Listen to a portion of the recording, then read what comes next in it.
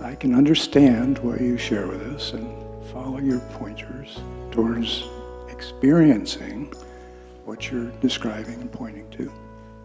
But I need help with something you said recently. And correct me if I don't have your words correctly here. 2 sentences. First, we don't ask how we can bring this understanding into our life. Second sentence, and this is my sincere question. You said, I think, we raise up our life and surrender it to this understanding. What the hell do you mean? I must admit, when I said that a few days ago, I was surprised that I said that. And I was also surprised that, at least until now, you all let me off the hook. I was expecting someone to challenge me, because it would seem to be a contradiction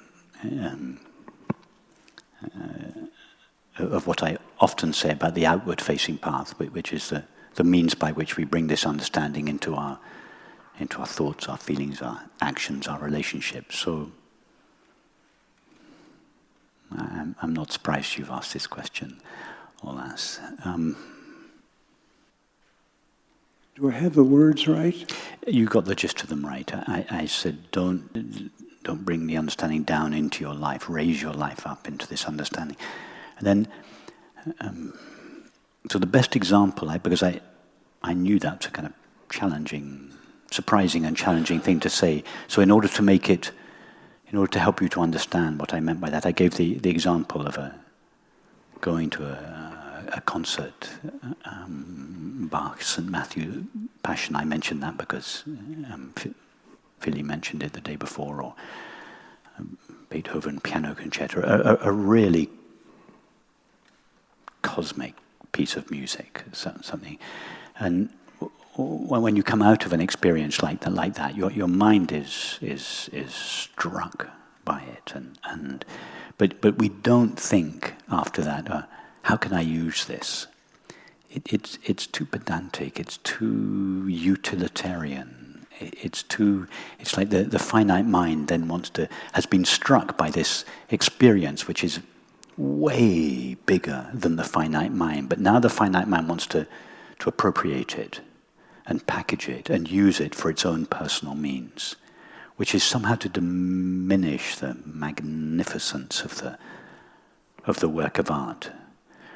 So that's why I gave that example and suggested that instead of trying to bring the infinite and allow the finite mind to appropriate it and use it for its own personal means, that we rather do the opposite. We take the infinite, and we take the finite mind, and we surrender it to the infinite, rather than allowing the infinite to be packaged by the finite mind. That's what I was trying to evoke in you, to allow this understanding to do its work in you, rather than allowing the finite mind to take control of the process and use it for its own purposes.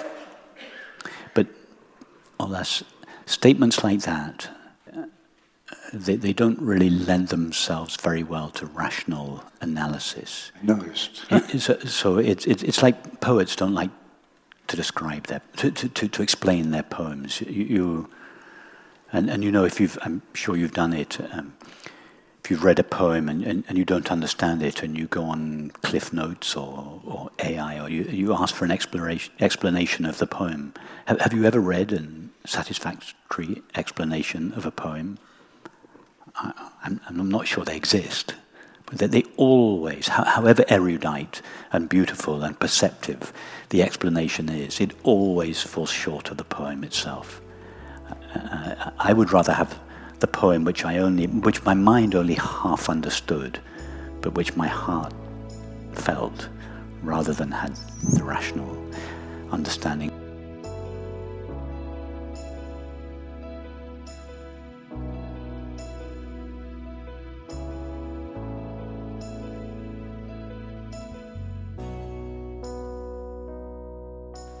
Mind is looking for purpose of the world. Why does the world exist? You know, God exists for sure. The world doesn't exist. Why is it manifest? For no reason. I say the world doesn't exist. It doesn't stand out. It doesn't exist. It doesn't stand out from being with an existence of its own. It just appears to exist. Absolutely. Understand it's not. It has no independent existence. Yes. And I guess you're saying it has no purpose. You see, no. It's a purpose for the mind, but not for the one. Don't forget, Steve. Purpose for Don't forget, Keith. manifestation. There is no purpose for manifestation because any purpose would already be something manifest. A purpose is already in manifestation, so it could not be the cause. The cause for manifestation must precede manifestation. Yes, there's a cause, and it causes manifestation. So whatever causes manifestation must precede manifestation. So there cannot be a purpose. I understand the logic.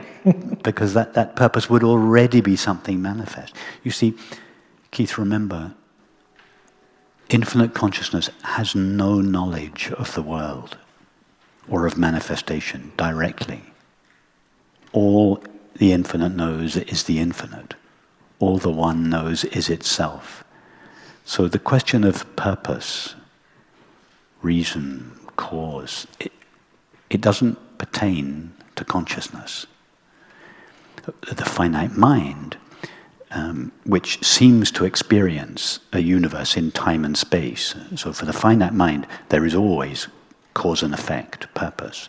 So the finite mind that wants to think about these matters presumes that the time that it seems to experience must also be real for infinite consciousness, because purpose implies time. So that the mind is projecting its own limitations, time, space, cause, effect, cause and effect. Sorry, the finite mind is projecting its own limitations, time and space, cause and effect, reasons, purposes, and so on, and presuming that these also pertain to consciousness. Consciousness knows nothing of manifestation directly, knows nothing of manifestation, let alone a cause or a purpose for it. Does infinite consciousness cause, I'm not sure that's the right term here, but does it cause the finite mind? The best we can say is that the manifestation is just a spontaneous, causeless activity of the one, for no reason, for no purpose. It is simply its nature. It doesn't do it for a reason. It doesn't appear as manifestation for a reason. It is just its nature to do so. That's the best the mind can say. It is just its nature to appear to itself through the agency of a finite mind as a universe. But for no reason. All the reasons belong to the mind, not to consciousness. So I think in my view of things, I can substitute cause or purpose, replace that with its nature. Its nature, or if you want to connect the heart with it more, you could say just an overflowing of love for no reason. I've heard in some traditions it's an expression. Infinite consciousness expresses itself. You could say that. It's an expression of itself, yes. But for no reason, just as it's its nature. And again, Keith, just a way. It's not completely accurate, but it's a way a way of thinking about this, to try to relate this to our experience, to see if there's anything in our own finite experience that corresponds with this overflowing of love, this manifesting for no reason. Think of a couple that wish to have a child. Why would anyone want to have a child? Are there any good reasons for having a child? No. You come together that there is this deep love and that there is just this compulsion to express this. It just overflows out of you. You can't. Creative artists is the same thing. Musicians, why would anyone choose the life of an artist? It's tortuous for most people. It's a struggle. It's an ordeal. It's a constant confrontation with your limitations. But artists never think like that. They cannot not do what they do. There is just this burning in them. Call it love, or there's this burning. It has to find a form. It seeks a form, and it will go through any ordeal. It doesn't matter. The ordeal, you don't even notice the ordeals. You go through anything to make that love manifest for no reason, just. Yeah, that's the closest I know in manifestation to give us a taste of this completely causeless overflowing of love into form.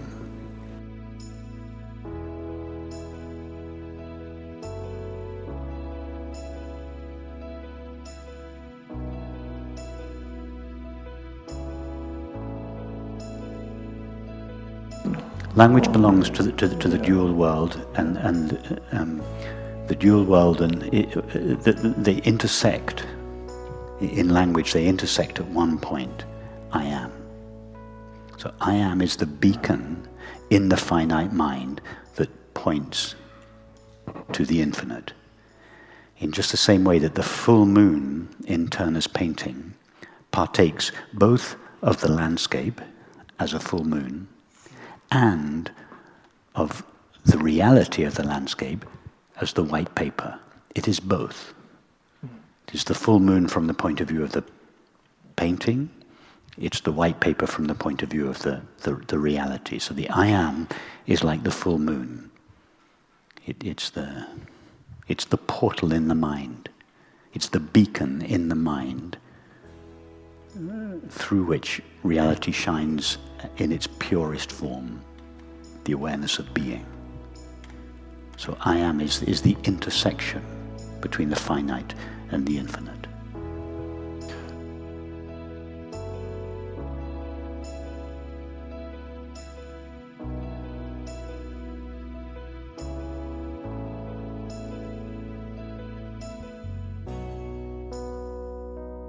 Yes, we can use the finite mind.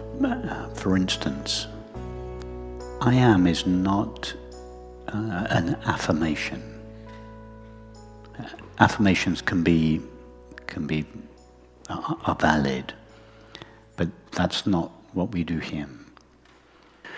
So we don't just say to ourselves, I am, or I am the one, or because that would be to impose a belief on ourselves. It's true that it's a powerful idea, and that idea can affect some change in your mind, but that's not quite what we do here. What we do here would be, in reference to the I am, would be to take the thought, I am, once, and then to understand that the fact that you are able to say with certainty, I am, comes from an experience. When you say I am, you refer to an experience. If you were to say, let's say, you were to say now, I am holding a mic, can you say from your experience, I am holding a mic? Is that true of you? Of course. It is true. Now, to what experience do you refer that enables you to say with certainty, I am holding a mic? You refer to the mic in your hand. Yeah? So, if you were to say now, I am thinking, is that true of your experience? Can you say, I am thinking? Yes. Now, Yes. to what experience do you refer that enables you to say, I am thinking? The thoughts in To my head. your thoughts, exactly. Just as when you say, I am holding a mic, or I am thinking, we say those words because they're true of our experience. The words are not the experience, but they do refer directly to an experience. Likewise, when we say I am, the reason we are able to say I am is because we have an experience. It refers to a particular experience, not that feeling of the mic in your hand, not your thoughts, not the sensation of your feet on the floor, not your memories of childhood. It refers to an experience. And the words are not the experience, but they are a symbol of the experience. Now, to what experience do you refer? First of all, can you say from your current experience with absolute certainty, I am? Yes. Yes, perfect. Now, to what experience do you refer? What experience enables you to say with certainty, I am? The awareness of my being. Perfect. The awareness of being. So the purpose of the words I am is not to repeat to yourself, I am, I am. The purpose of the word, the words are a symbol in the mind, but they're a luminous symbol in the mind. What do I mean when I say luminous? I mean when you say, I'm holding a mic in your hand, that thought takes you to an object of experience. When you say, I am thinking, that thought, the words I am thinking take you to a thought. When you say, I am feeling the sensation at the soles of my feet, those words take you to an objective experience. But when you say the words I am, then you ask, to what experience do those words refer? They don't take you to your thoughts. They don't take you to the sensation of your hand on the mic. They don't take you to your memories. They take you to your being. So they have this power. It's so direct. 2 words, 2 simple words.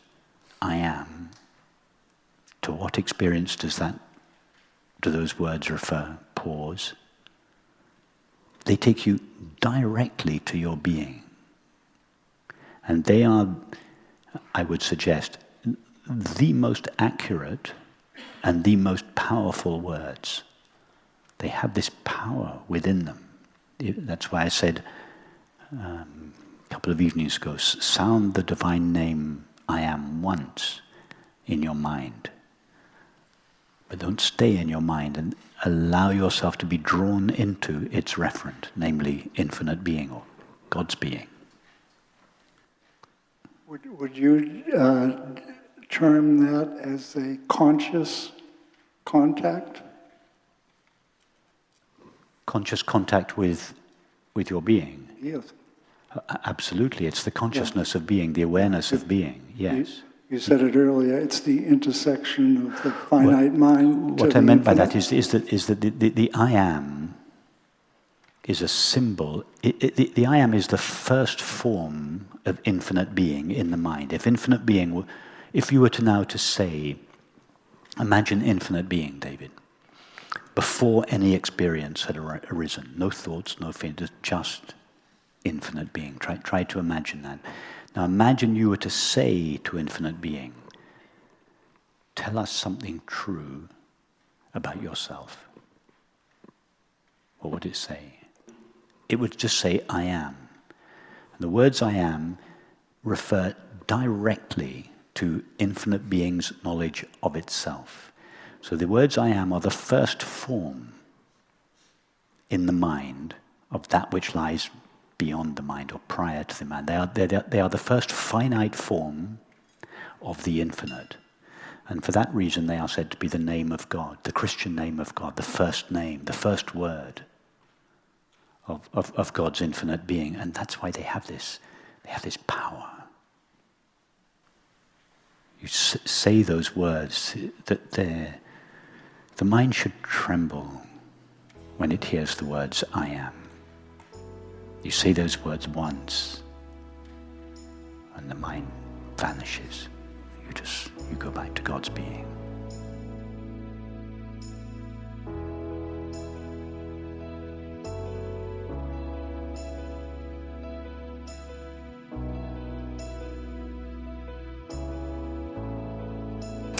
I have a question about enlightenment.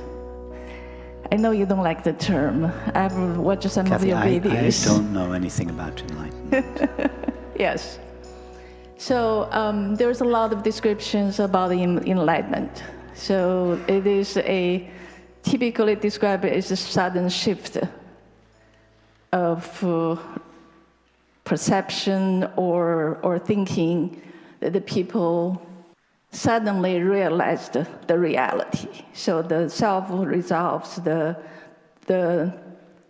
illusion goes away, and then that person will be in the status that I think it would be the white moon that you're describing on the picture, that they actually see the real reality at that moment.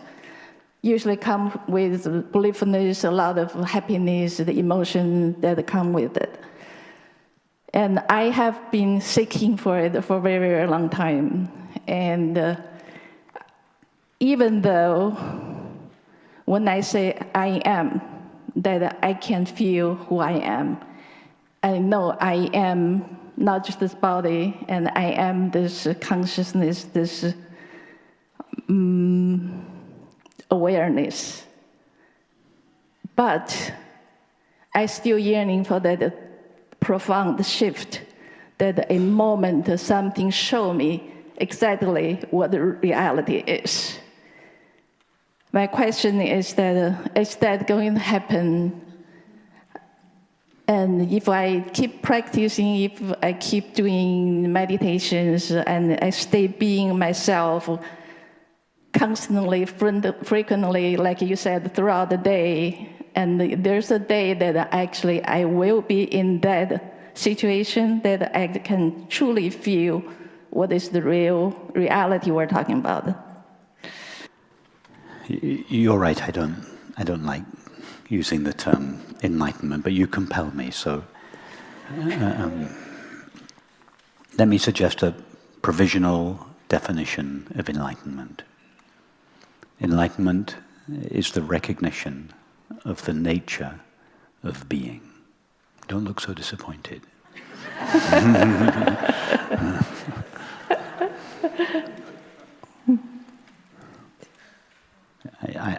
I understand it's not quite as exotic as you were imagining. So, Kathy, can you say from your experience, I am? Yes.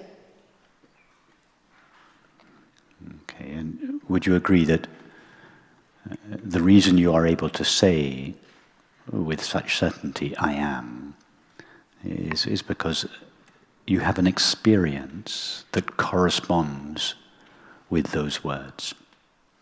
Yes, okay. I do. Okay, now go to that experience now.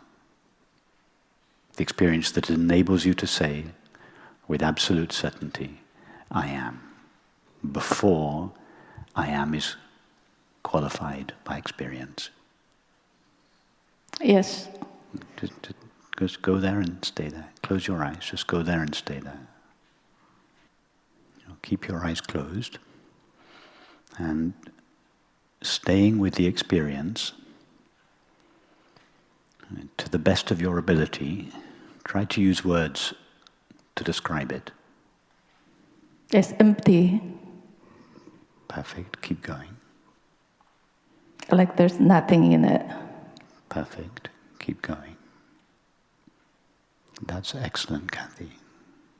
That's the best answer. It's perfect. So what you are experiencing is what is traditionally referred to as enlightenment. You just keep going back to that and sink more and more deeply into it. The mind just started to come up. That's natural. Whenever the mind comes up, if it is not required by your circumstances, just go back to your being. Stay there. Sink deeply into that. You know where to go now.